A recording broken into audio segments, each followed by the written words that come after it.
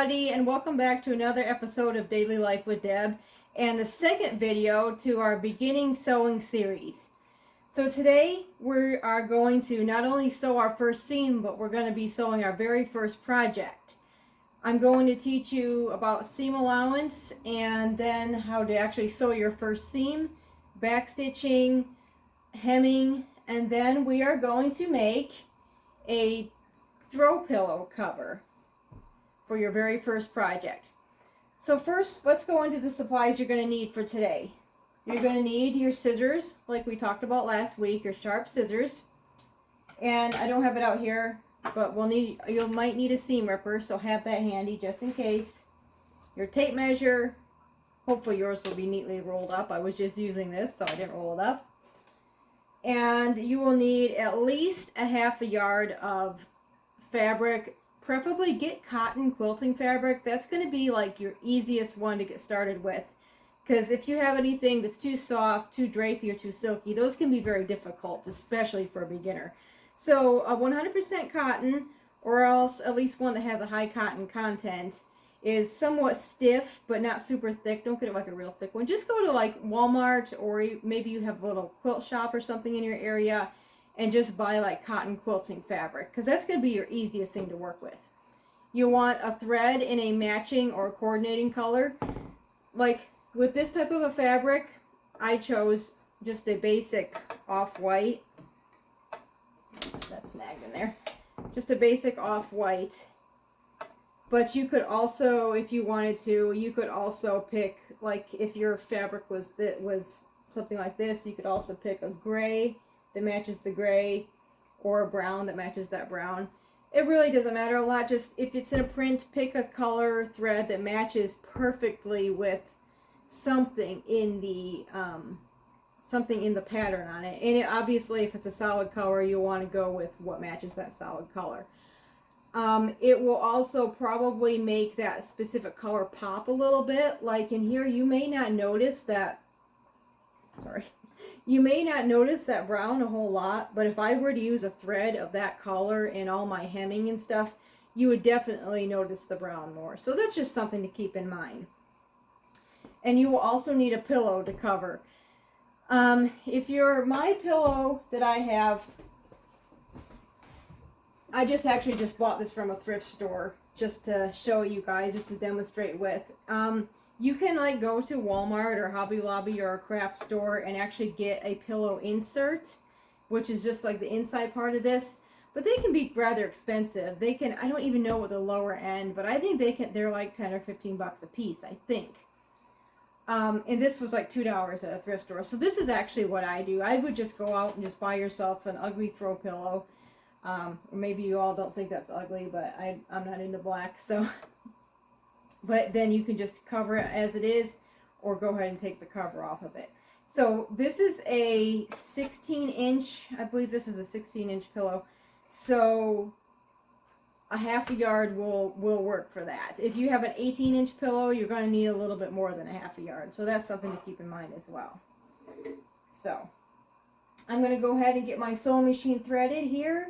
You gather up your supplies and get your sewing machine threaded as well, like I showed you last week. Or if you didn't see that, or your machine's not the same as mine, then go ahead and look at your book and get it all threaded and ready to go, and then we'll get started, and we'll see you in a few minutes. Okay, first we're going to talk about seam allowance. And what seam allowance is the distance from the stitching to the edge of the fabric when you sew a seam. And that's what these little lines are for. A lot of patterns, all the patterns are going to tell you how much seam allowance. It's usually anywhere from 1/4 to 1/2 inch. Usually closer to 1/2 inch for your thicker, heavier fabrics like denim, corduroy, duck, canvas. And it's oftentimes narrower for softer, drapier fabrics. So I think this first, to figure it out for sure on your sewing machine, oftentimes they're actually going to be marked with like 1/4, 1/2, 3/8, 5/8, and all that. But if they're not marked, we'll just take a tape measure and go from, I'm not putting my needle all the way down, because if you go all the way down, you're going to get it snagged. And I'm going to measure, oops, bump my camera, from the needle to the lines. Okay, that would be a 1/2 inch right there. I don't know if you can see, but this one right here is a 1/4 inch.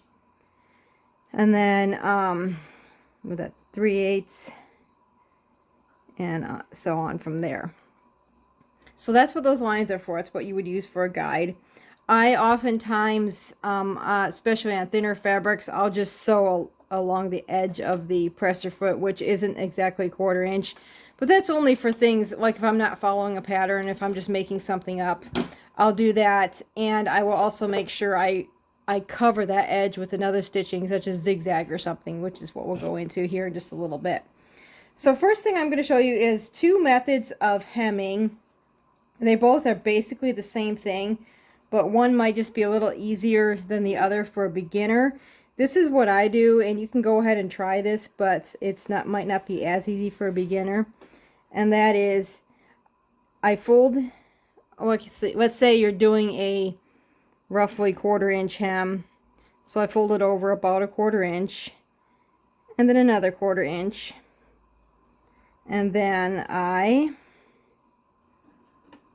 you want to have your sewing machine needle, and I'm using a black fabric here so you can see the contrast of the stitching.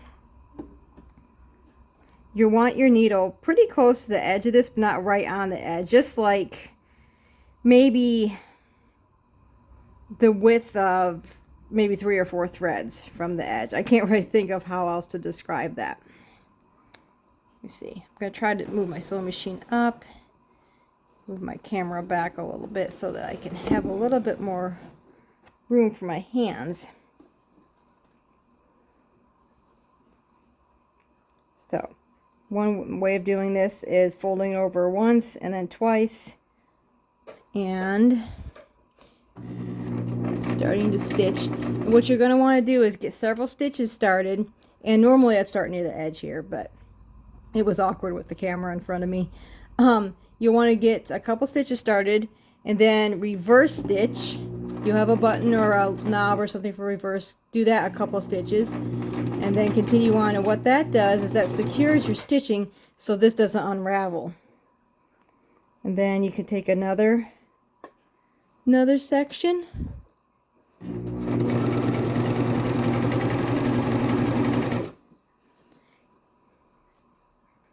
You can try doing this right from the get-go.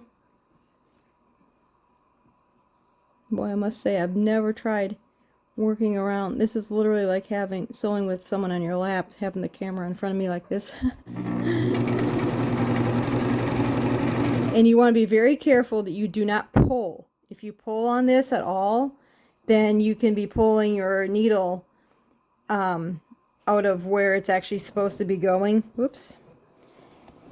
And if it happens to hit something, it can throw your machine out of time, and then you've got to take it in for a repair.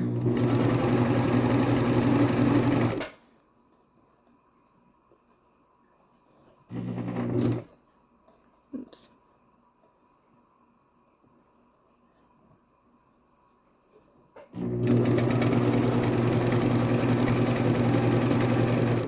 And then when you get to the end, you want to do the same thing. You want to reverse a couple stitches and then go forward again.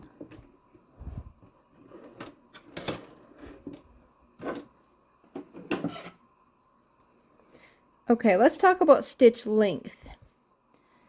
I have this now. Okay, no, wait, let's not talk about stitch length quite yet, because you'll see there's a little bit of a ripple in here, and that's very common, especially with a soft drapey fabric. Unless it's very, very rippled and twisted, then there's really nothing to worry about, because you're going to take an iron and press it flat anyway, and that'll smooth out. Unless it's very rippled and twisted, then you may be pulling it a little bit, stretching it, or not folding it evenly. Okay, yes, we're going to talk about stitch length a little bit. I have this set between a 2 and a 3, and that's shoot, you know, I used to know what that meant.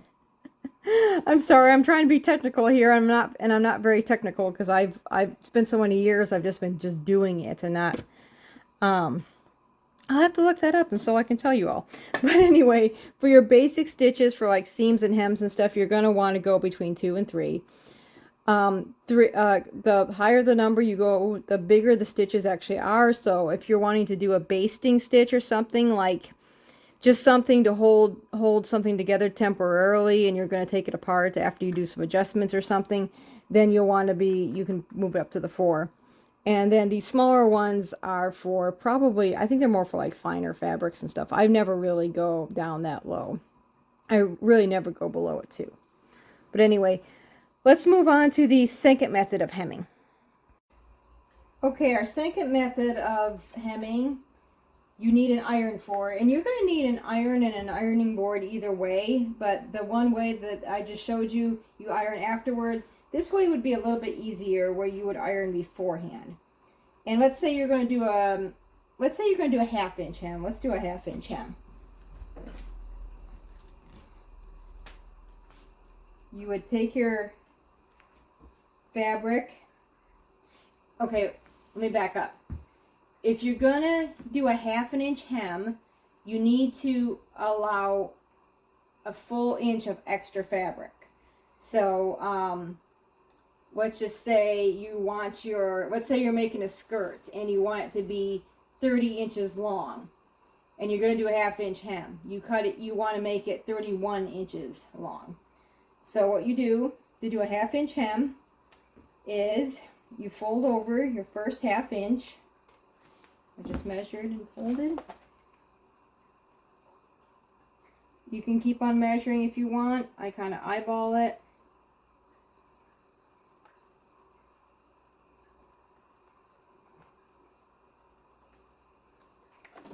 And see, it'll just stay. I don't know if you can see that, it's blurry. It'll stay folded over.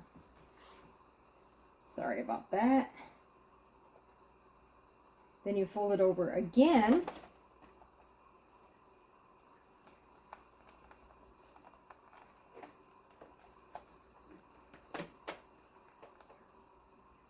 And you press it again. See, and it'll just stay in place. And I mean, it may flop open a little bit, but it's going to be really easy for you just to fold it back over as you're stitching.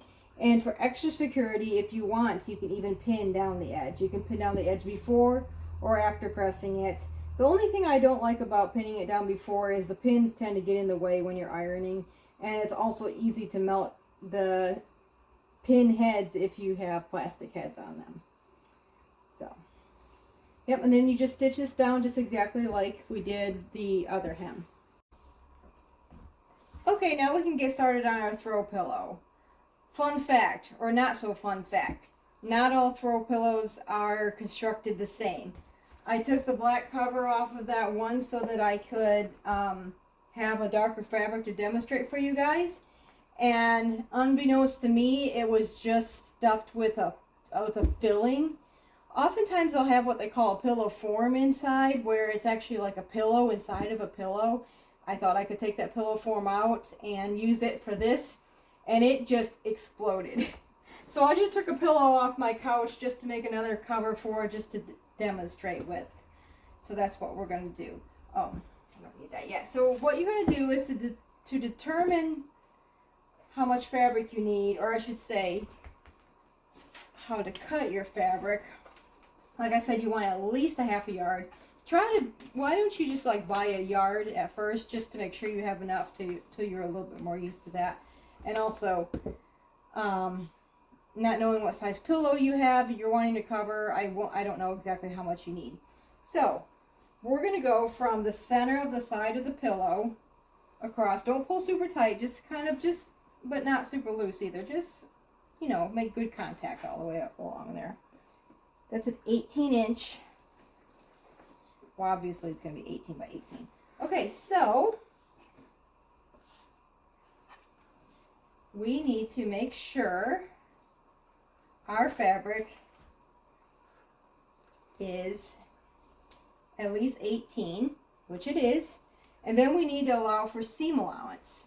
So let's do a 1/2 inch seam. No, let's do 1/4 inch seam. So yeah, you need to allow a 1/2 inch for seam allowance because there's 2 sides of it. So we need it to be 18.5 one direction, and then here, let's go ahead and cut it at 18.5. So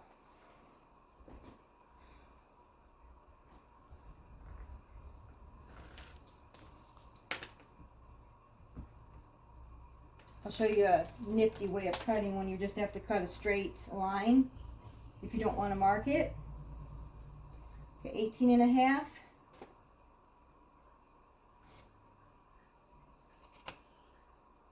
Cut like an inch or two, 2 inches maybe, as straight as you can. Then you take your excess, fold it over, make sure it's not crooked, make sure it's lined up straight. Otherwise, you'll get a crooked line. Cut along it. Fold. Cut.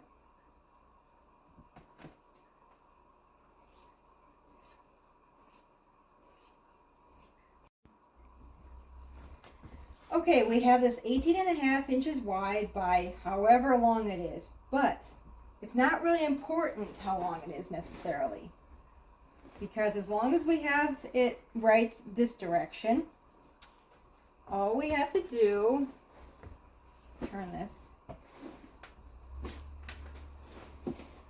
oops, lay it out. Here's the center of it. Lay your pillow on the center. And just have to make sure we have enough overlap. We're gonna want to make sure it overlaps by like at least 4 inches. And this is more like, goodness, this is probably at least 6. So we can trim some if you want to, but it's not necessary. Matter of fact, that's 7. Let me see, do I want to trim? Yes, I think I do want to trim. Probably, I'm going to trim it to where it's about 5. So I'm going to trim off 2 inches.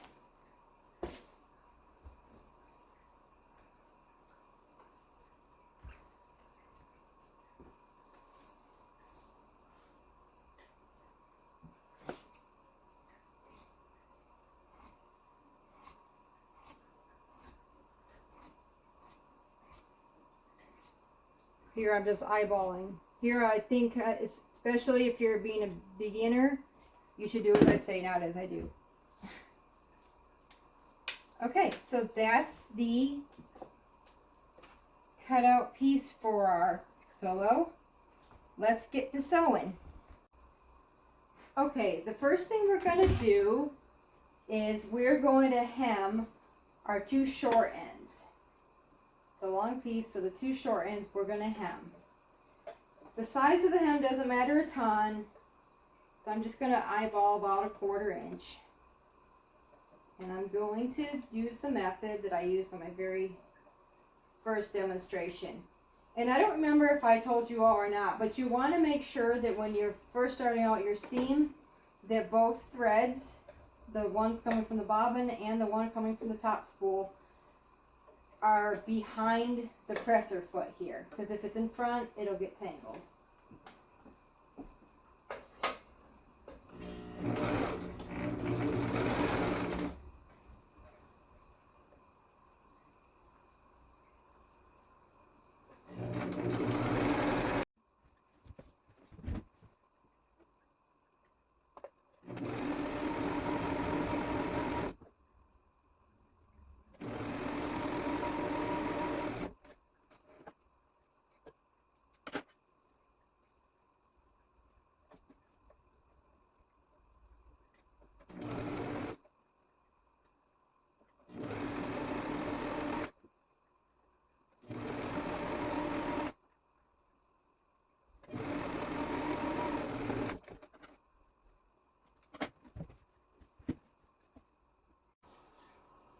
Okay, I have the short ends hemmed and pressed, And so the next stage is, you remember that the pillow we're using is 18 inches by 18 inches, so you're going to want to lay it wrong side down, which wrong side is the dull or faded, the inside of the fabric.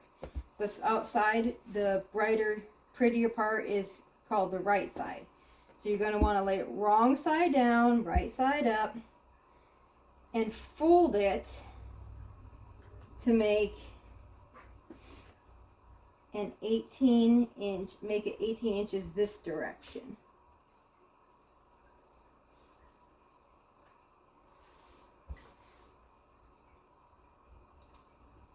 Having this overlap in the center. Not quite. Actually, that's getting a little off center, so this might take a little bit of adjusting, going back and forth a bit till you get it 18 inches, keeping that in the center.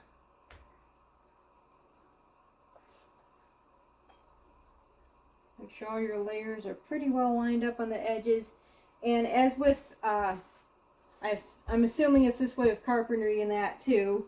Well, anyway, with sewing is sometimes things don't come out quite perfect. Even though I've measured and everything, this little edge here is just about, I don't know, 1/4 inch off from the rest of it. Sometimes you just need to trim. You have to be flexible as you go along. 17 and a half.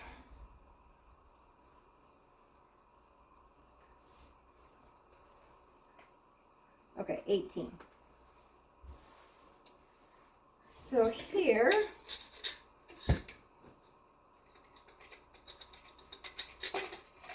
I'm just going to put a couple of pins in. Oh, and I was thinking I should have mentioned this in the last video.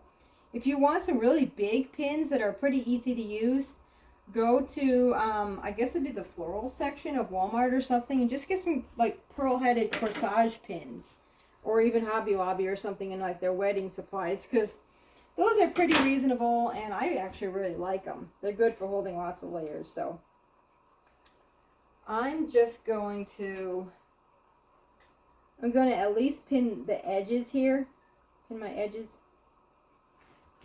And that's actually all I would do. As a matter of fact, I probably wouldn't even do that. But for now, until you're used to trying to hold everything together all at once, I would put in as many pins as you feel like you need to. Like, I'm going to put about 6 in this side.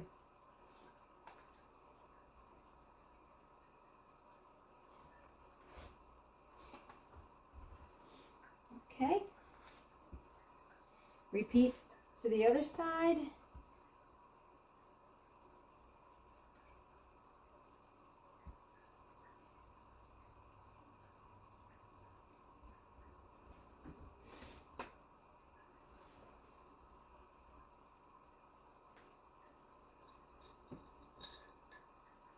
You need to get these pins in another jar instead of sticking it in there with all my other stuff.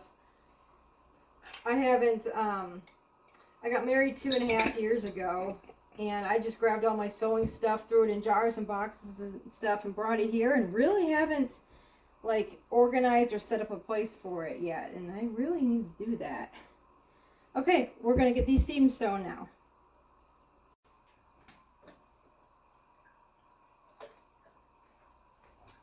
Okay, one thing I would recommend is you can keep the sewing pins in there the whole time you sew, but if you're comfortable enough to where you can pull them out right as the presser foot gets to them, stop sewing, pull them out, then continue on, then there will be less chance of you hitting the pins. But by all means, if you're more comfortable just leaving them in, you can go ahead and leave them in and just take them out after you're done sewing.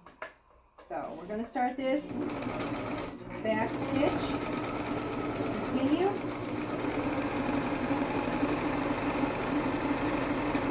Then when we get up to here, to where the overlap starts, the first one does, I'm going to go ahead and pull that pin out, but you don't have to.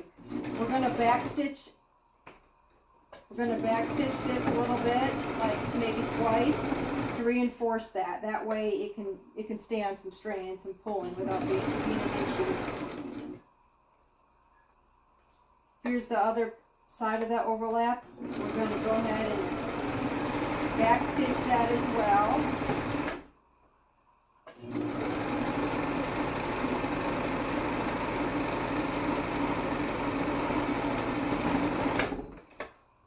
Backstitch that one. Okay, so you can leave some fabrics just like this, but wovens, especially cotton, they'll unravel on you. See, we've already got fraying and unraveling happening. Oops, didn't mean to do that when I was demonstrating. So this is where, if some people, like the commercial companies, like clothing factories, they use a serger. That's where you see that, like a lot of thread over the edge kind of stitch. So you can get a serger and use that at home, but it's definitely not necessary. I've been sewing for like, goodness, 20 some years, and I've never ever even used a serger. But you can also have, sometimes some sewing machines will have like an overedge stitch, but to be honest, like this has an overedge stitch, but I've never actually really used it. I just like a good old zigzag. So we're going to set it for our widest zigzag and keep your stitch number about the same on that. And we're going to, you're going to run the fabric just to where the needle just goes over the edge. You know, like just barely touches the edge of it. Let me slow that down a little bit. You can see. And then you get this nice zigzag edge, and it won't fray.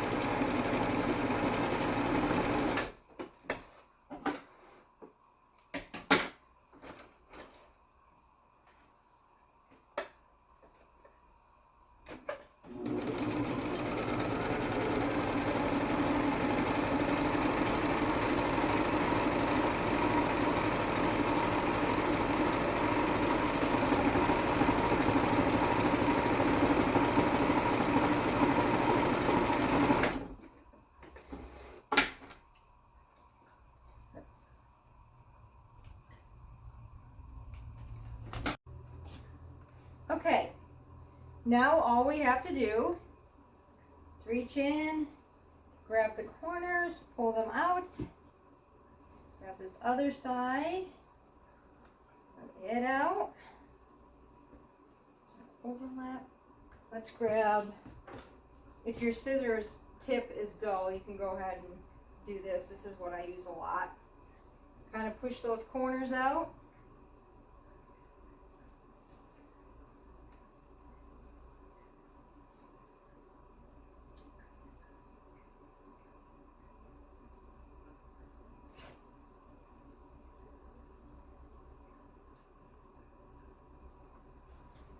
Pushed out, and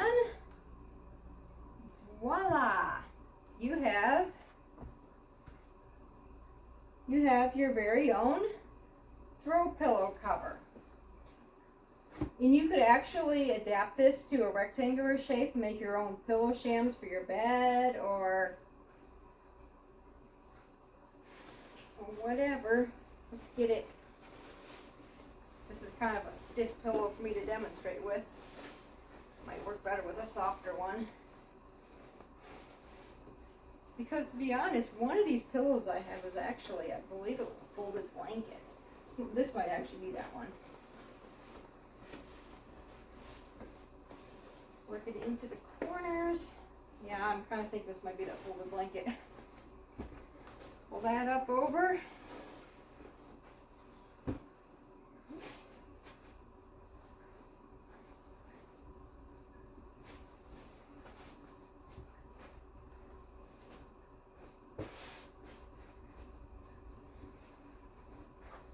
If you have a problem with this gaping a bit, which it's not really that bad, if this was a puffier pillow, like this is a very dense pillow. As a matter of fact, I'm thinking this one I had actually folded up a blanket inside. I think that might be this one. I just grabbed the wrong one. If it was puffy, or fill this out better, and it might not actually gape so bad, but if it does, you can always sew a snap there or a button. A couple of buttons would actually be cute. Yeah, otherwise it's not really going to be an issue. So there you go, your very first sewing project. Aren't you proud? I never did care for the karate chop thing, to be honest.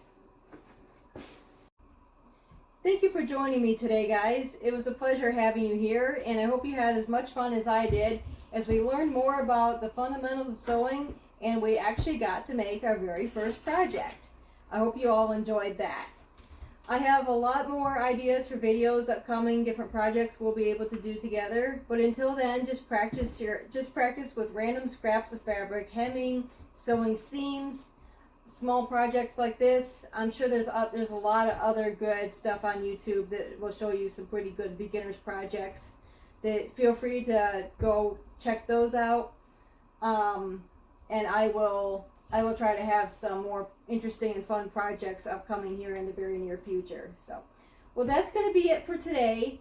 I hope you enjoyed it, like I said, and I guess we will see you in my next video. But don't forget to like and share and subscribe. If you haven't subscribed already, please like, and share. It really helps me out, and I really do appreciate it. So we'll see you later, and until then, take care and God bless.